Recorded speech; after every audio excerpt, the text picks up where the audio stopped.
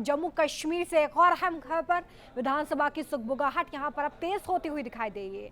जम्मू कश्मीर के मुख्य चुनाव अधिकारी हृदेश कुमार ने यह आदेश जारी किया और कहा कि कश्मीर में रहने वाले बाहरी लोग भी अब वहां पर वोट डाल सकेंगे। इसके लिए उन्हें निवास प्रमाण पत्र की भी जरूरत नहीं होगी।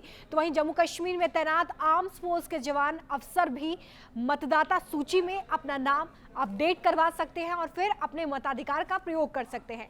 ऐसा कश्मीर में पहली बार होगा जब वहां पर गैर कश्मीरी भी वोट डाल सकेंगे। आपको बता दें कि 370 हटने के बाद कश्मीर में पहली बार चुनाव होना है और पहले ही चुनाव में यह बड़ा ऐलान इलेक्शन कमीशन की तरफ से किया गया है।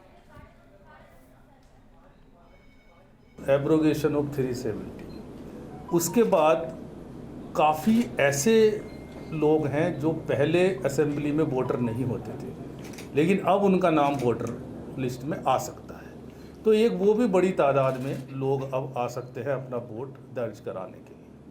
उसके लिए सिंपल है, जो रूल है पूरे कंट्री में, रिप्रेजेंटेशन ऑफ पीपल्स एक्ट में रूल है कि person should be ordinarily residing in the UT. जहाँ पे भी वो वोट बनवाना चाहता है वो वहाँ पे ऑर्डिनरीली रिजाइड करना चाहिए। एक और जो नई चीज़ है, जो सर्विस वोटर्स हैं, हमारे यहाँ के काफ़ी लोग दूसरे स्टेट्स में काम करते हैं, तो वो उनको ऑप्शन पहले भी था, अब भी है। They can register themselves as service voter, यानी उनका नाम वोटर लिस्ट में एज सर्विस वोटर दर्ज हो जाएगा। और वो जहाँ भी पोस्टिंग है उनकी, चाहे वो आर्म फोर्सेज में है, पैरामिलिट्री फोर्सेज में है, आर्मी में है, वो वहीं से अपना पोस्टल बैलेट दर्ज कर सकते हैं जब भी इलेक्शन होता है। चलिए, ज्यादा जानकारी के साथ मेरे सहयोगी शहनवाज हमारे साथ जुड़े हुए हैं। शहनवाज, 370 हटने के बाद पहला चुनाव है और पहले चुनाव में ही ये बड़ा ऐलान कि अब गैर कश्मीरी भी वोट डाल सकते हैं। कितना बड़ा प्रभाव इसका आप जम्मू कश्मीर विधानसभा चुनाव पर देख रहे हैं?